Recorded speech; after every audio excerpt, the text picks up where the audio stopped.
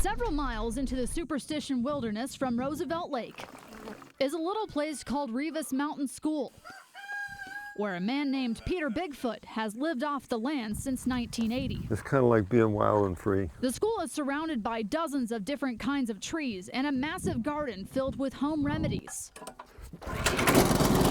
Comfrey is used for healing wounds, especially broken bones. But in late June, the whole place had to be abandoned as the Woodbury fire roared through. When a fire was coming, we had to evacuate our chickens.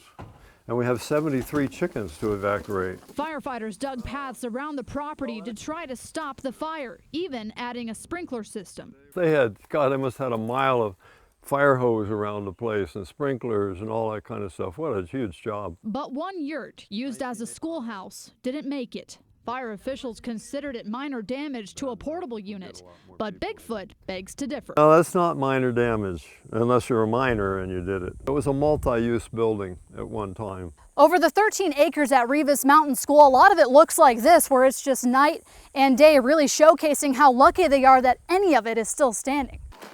A lot of what was lost were materials and resources. And a lot of our water lines burned up.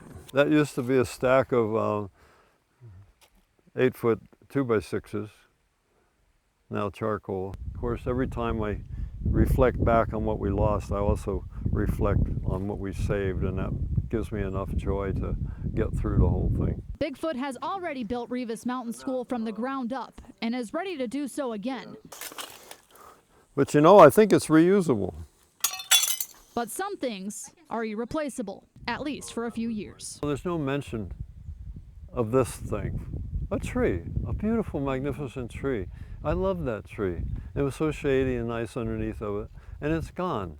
But nobody cares about that. It's just how many structures did you lose?